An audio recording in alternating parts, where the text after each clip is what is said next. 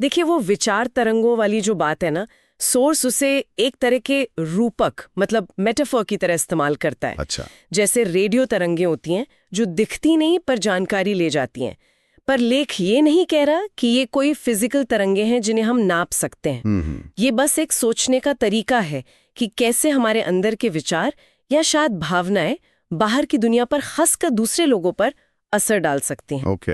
और जहां तक साइंटिफिक एंगल की बात है तो सोर्स इशारा करता है कि कुछ रिसर्चर्स बहुत ही, आप कह सकती हैं, स्पेक्युलेटिव चीजें देख रहे हैं, जैसे क्वांटम एंटेंगलमेंट या कोई सूक्ष्म ऊर्जा क्षेत्र वगैरह। पर जोर इस बात पे है कि ये अभी कोई स्थापित विज्ञान नहीं है, बिल्कुल नहीं, बस एक उभरता हुआ जांच का क्षेत्र कह सकते हैं। समझ गया। तो ये रूपक वाली बात अहम है, मतलब तरंगे हों या ना हों, ये हमें सोचने पर मजबूर करता है कि अगर हमारे विचार दूसरों तक पहुंच सकते हैं तो भाई इसके नतीजे क्या होंगे। हाँ, सोर्स इस बारे में कुछ प्रैक्टिकल सवाल भी उठाता है ना? बिल्कुल बिल्कुल। लेख हमें रोजमर्रा के सिचुएशंस के बारे में सोचने को कहता है। जैसे, क्या ऐसा हो सकता है कि अगर हम लगातार पॉजिटिव सोचें, अच्छा सोचें, तो हमारे आसपास का माहौल सच में बेहतर हो जाए? क्या हमारे साथ काम करने वाले या हमारे घर वाले वो पॉजिटिविटी महसूस कर पाएंगे, भले ही हम बोलकर न जताएं? ये तो है। और इसी तरह सोर्स ये भी पूछता है कि मान लीजिए हम मनी मन किसी से बहुत नाराज हैं, गुस्सा हैं, तो क्या वो अनकहा गुस्सा भी उस व्यक्ति तक पहुंच सकता है? क्या उससे कोई तनाव या बेचैनी पैदा हो सकती है? अरे ये बातें तो सोचने वाली हैं। मतलब हमारे मन में क्या चल रहा है वो सिर्फ हमारा पर्सनल मैटर नहीं रह जाता फिर। अगर इस सोर्स की बात में जरा भी दम है तो हाँ, ये तो एक किस्म की जिम्मेदारी की तरफ इशारा हुआ। एग्जैक्टली, सही कहा आपने।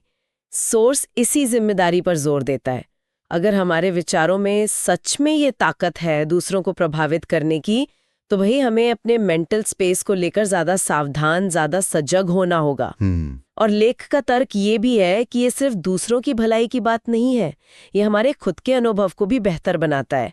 पॉजिटिव सोचना, दूसरों के लिए अच्छा सोचना, ये करने से हम खुद भी तो ज्यादा शांत, ज्यादा फोकस्ड महसूस कर सकते हैं। तो मतलब सोर्स का जो मुख्य संदेश है वो ये है कि विचारों की दुनिया सिर्फ ख्याली पुलाव नहीं है।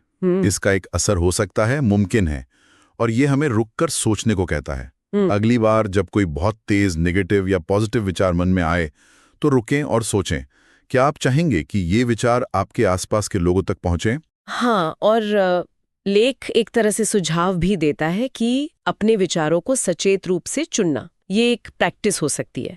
नेगेटिव विचारों को पहचानना और फिर कोशिश करके उन्हें पॉजिटिव दिशा देना। ये न सिर्फ दूसरों के लिए बल्कि हमारी अपनी मेंटल हेल्थ के लिए भी फायदेमंद हो सकता है।